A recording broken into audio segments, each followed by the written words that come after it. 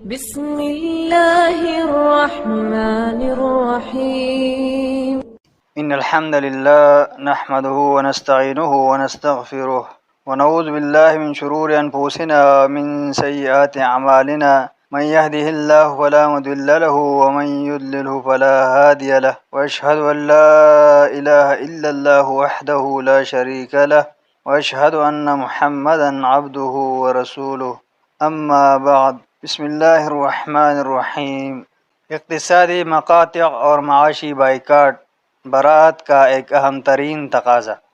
موجودہ حالات میں یہ حقیقت اپنے پیش نظر رکھنی چاہیے کہ یہ دور محض جذباتی نعروں اور پرتشدد مظاہروں کا نہیں، بلکہ ٹھوس بنیادوں پر تحفظ ناموس رسالت اور بقائے اسلام کی منصوبہ بندی کا ہے۔ مغرب کی دوغلی پالیسیوں کے بارے میں مسلم حکام و عوام کو شعور و بیداری سے کام لینا چاہیے اور اپنی ذاتی مصلحتوں کو بالائے طاق رکھ کر کفار سے تجارتی و سفارتی تعلقات پر غور کرنا چاہیے۔ اقتصادی تعلقات و روابط پر نظر ثانی کی جائے اور ڈنمارک وغیرہ ممالک کے صرف دودھ، دہی، گوشت اور گھی ہی کا بائیکاٹ نہ ہو، بلکہ اس ملک اور دیگر تمام کافر و گستاخ ملکوں کی غذائی اشیاء، دوائی مواد اور دیگر مصنوعات کا بھی بائیکاٹ ہو، اور ان ممالک میں سے خاص طور پر وہ تمام ممالک ذہن میں رکھے جن کے اخبارات نے توہین آمیز خاکوں کو شائع کیا ہے، جن میں سے ڈنمارک کے بعد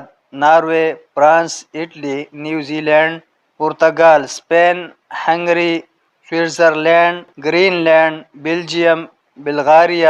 ارجنٹائن، آئرلینڈ، جنوبی افریقہ، چیکو سلواکیہ، کینیڈا، آسٹریلیا، اسرائیل، برطانیہ اور امریکہ بھی ہے۔ ان کے تمام مصنوعات کا بائیکاٹ ضروری ہے، اور ایسے بائیکاٹ کو بعض کبار علماء نے ایک مستحسن قدم قرار دیا ہے، جبکہ اس اقتصادی بائیکاٹ کی تائید تو سعودی عرب کے چوٹی کے علماء میں سے علامہ محمد بن صالح العثیمین رحمہ اللہ کی تحریروں سے بھی ہوتی ہے۔ چنانچہ انہوں نے یوگوسلاویہ، بوسنیا ہرزیگوینا کے مسلمانوں کے بارے میں اپنا موقف یہ اختیار کیا تھا کہ ہم پر واجب ہے کہ ہم ان کے لیے فتح و نصرت کی دعائیں کریں، اور یہ دعائیں کریں کہ اللہ تعالیٰ مسلم حکام کو اس بات کی ہدایت و توفیق دے کہ وہ ہر اس شخص کا بائیکاٹ کرے جو ان مسلمانوں کے ساتھ برسرِ پیکار یا اس کا مددگار ہے، اور اگر تمام مسلم امہ ہی نصارہ اور ان کے معاونین کا بائیکاٹ کر دے تو یہ بہت ہی مؤثر ثابت ہو سکتا ہے، اور نصارہ وغیرہ کو پتہ چل جائے گا کہ مسلمان قوم ایک بہت بڑی قوت ہے۔ کفار سے محض زبانی اظہار بیزاری یا اظہار نفرت ہی کافی نہیں، بلکہ ہر وہ عملی صورت اختیار کرنا واجب ہے جس سے کفار شکست سے دوچار ہو اور ان سے مسلمانوں پر ظلم کا انتقام لیا جا سکے۔ سورہ توبہ میں ارشاد باری تعالی ہے: ما كان لأهل المدینة ومن حولهم من الأعراب أن يتخلفوا عن رسول الله ولا يرغبوا بأنفسهم عن نفسه ذلك بأنهم لا يصيبهم ظمأ ولا نصب ولا مخمصة في سبيل الله ولا يطؤون موطئا يغيظ الكفار ولا ينالون من عدو نيلا إلا كتب لهم به عمل صالح إن الله لا يضيع أجر المحسنين۔ اہل مدینہ کو اور جو ان کے آس پاس دیہاتی رہتے ہیں ان کو شایع نہ تھا کہ اللہ کے پیغمبر سے پیچھے رہ جائے، اور نہ یہ کہ اپنی جانوں کو ان کی جان سے زیادہ عزیز رکھے، اس لیے نہیں کہ انہیں اللہ کی راہ میں جو تکلیف پہنچتی ہے، پیاس کی یا محنت کی یا بھوک کی، یا وہ ایسی جگہ چلتے ہیں کہ کافروں کو غصہ آئے یا دشمنوں سے کوئی چیز لیتے ہیں، وہ ہر بات پر ان کے لیے نیک عمل لکھا جاتا ہے، کچھ شک نہیں کہ اللہ نیکوکاروں کا اجر ضائع نہیں کرتا۔ ابو داؤد، نسائی، ابن حبان، مستدرک حاکم اور مسند احمد میں رسول اکرم صلی اللہ علیہ وسلم کا ارشاد مبارک ہے: مشرکین کے خلاف اپنے مال و جان اور زبانوں سے جہاد کرو۔ اس حدیث شریف میں مسلمانوں کو سب سے پہلے اپنے مالوں سے جہاد کرنے کا حکم دیا گیا ہے۔ مال کے ساتھ جہاد کرنے کا مطلب صرف یہی نہیں کہ مجاہدین کو جہاد کے لیے اپنے مال مہیا کیے جائے، بلکہ اس کا مطلب یہ بھی ہے کہ کفار کو اپنے مال سے فائدہ نہ اٹھانے دیا جائے، ان سے معاشی مقاطع و بائیکاٹ کیا جائے، ان کی اقتصادیات کو خسارے سے دوچار کر کے ان کی کمر توڑی جائے۔ چنانچہ سنن ابی داؤد اور المختارہ لضیاء المقدسی میں وارد اس ارشاد نبی صلی اللہ علیہ وسلم کا یہی مفہوم ہے۔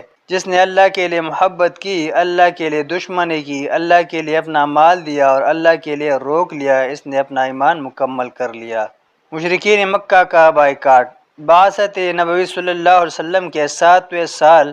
تمام مشرکین مکہ نے بنو ہاشم اور بنو مطلب کے خلاف معاشی مقاطع و بائیکاٹ کا معاہدہ کیا تو تمام مسلمان شعب ابی طالب میں محصور ہو گئے۔ غلہ اور سامان، خور و نوش کی آمد بند ہو گئی۔ محصورین کی یہ حالت ہو گئی کہ انہیں درختوں کے پتے اور چمڑا تک کھانا پڑا۔ بھوک سے بلکتے اور روتے ہوئے بچوں اور عورتوں کی آوازیں گھاٹی سے باہر تک سنائی دیتی۔ اگر محصورین بیرونی تاجروں سے کوئی چیز خریدنا چاہتے تو مشرکین مکہ تاجروں سے خور نوش کی چیزیں اتنے مہنگے داموں خریدنے کے لیے تیار ہو جاتے کہ محصورین کے لیے معمولی سی چیز خریدنا مشکل ہو جاتا۔ مشرکین کا عزم یہ تھا کہ جب تک بنو ہاشم اور بنو عبد المطلب نبی کریم صلی اللہ علیہ وسلم کو قتل کرنے کے لیے ہمارے حوالے نہیں کرتے اس وقت تک معاشی مقاطع جاری رہے گا، لیکن اللہ تعالیٰ اپنے کام پر غالب ہے۔ مسلسل 3 سال کی صعوبتیں اور تکلیفیں جھیلنے کے بعد اللہ تعالیٰ نے مشرکین میں سے چند ایسے افراد کھڑے کر دیے جن کی تحریک پر وہ ظالمانہ معاہدہ ختم کر دیا گیا۔ جب ترغیب و لالچ کا یہ تیر بھی نہ چلا تو وہ آپ صلی اللہ علیہ وسلم کے چچا ابو طالب کے پاس گئے اور یہ دھمکی دے دی کہ اپنے بھتیجے کو باز کر لو ورنہ ہم اسے قتل کر دیں گے اور تم اکیلے ہم سب کا کچھ نہیں بگاڑ سکو گے۔ مشرکین کے اس بدلتے ہوئے تیور کو دیکھ کر ابو طالب نے آپ کو بلا بھیجا اور پہمائش کرنا چاہی تو آپ صلی اللہ علیہ وسلم نے فرمایا، چچا اگر یہ لوگ میرے دائیں ہاتھ پر سورج اور بائیں ہاتھ پر چاند بھی لا کر رکھ دے اور چاہے کہ میں تبلیغ اسلام چھوڑ دوں تو بھی میں نہیں چھوڑوں گا یہاں تک کہ اللہ کا دین غالب ہو جائے یا میری جان جاتی رہے۔ اسی دوران نبوت کے چھٹے سال حضرت حمزہ اور عمر فاروق رضی اللہ عنہما مسلمان ہو گئے۔ نبی اکرم صلی اللہ علیہ وسلم نے دعا مانگی تھی، اے اللہ 2 آدمی ابو جہل و عمر میں سے جو تجھے زیادہ پسند ہو اس کے ساتھ اسلام کو عزت دے۔ پس رسول اللہ صلی اللہ علیہ وسلم کو ان دونوں میں سے حضرت عمر رضی اللہ عنہ زیادہ پسند تھے، یعنی ان کا مسلمان ہونا زیادہ محبوب تھا۔ اللہ تعالیٰ نے آپ کی دعا قبول فرمائی اور حضرت عمر اسلام لائے۔ اور حضرت عائشہ رضی اللہ عنہ کی روایت کے الفاظ یہ ہے، اے اللہ عمر رضی اللہ عنہ کو اسلام کے ساتھ عزت بخش کیونکہ اسلام عزت دیتا ہے، کوئی شخص اسلام کے لیے باعث عزت نہیں ہوتا۔ اور ابو بکر تاریخی نے کہا ہے کہ حضرت عمر رضی اللہ عنہ سے نبی صلی اللہ علیہ وسلم کے ارشاد اللہم ایید الاسلام کے بارے میں پوچھا گیا تو انہوں نے فرمایا معاذ اللہ، اس سے حضرت عائشہ رضی اللہ عنہ کے الفاظ ہی کی تائید ہوتی ہے۔ حضرت عمر رضی اللہ عنہ کے اسلام لے آنے سے چپ چپ کر نمازیں پڑھنے والے بیت اللہ میں نمازیں ادا کرنے لگے تو مشرکین مکہ نے اپنے ترکش کا آخری تیر بھی پھینک دیا کہ نبوت کے 7ویں سال ماہ محرم میں بنی ہاشم سے مکمل سوشل بائیکاٹ کر دیا اور اس معاہدہ کی تحریر باب کعبہ پر لٹکا دی۔ نبی صلی اللہ علیہ وسلم اور آپ صلی اللہ علیہ وسلم کے قبیلے کے ساتھ خرید و فروخت، لین دین، اٹھنا بیٹھنا ترک کر دیا تو بنی ہاشم ناچار شعب ابی طالب میں محبوس و محصور ہو گئے۔ مشرکین نے اشیاء خوردنی بند کر دی۔ یہ سلسلہ 3 سال تک جاری رہا۔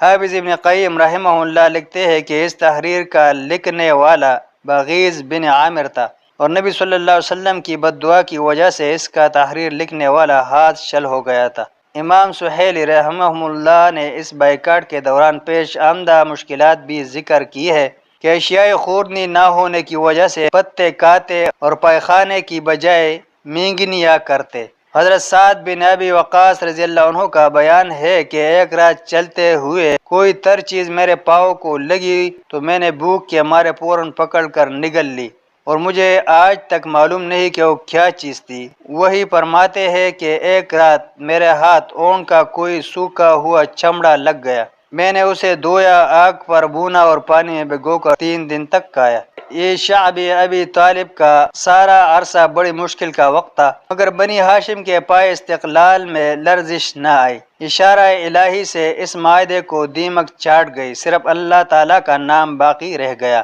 ادھر قریش نے خود ہی اس معاہدے کو ختم کر دیا۔ اس طرح نبوت کے 10ویں سال ماہ محرم میں ہی یہ قبیلہ شعب ابی طالب سے نکل آیا۔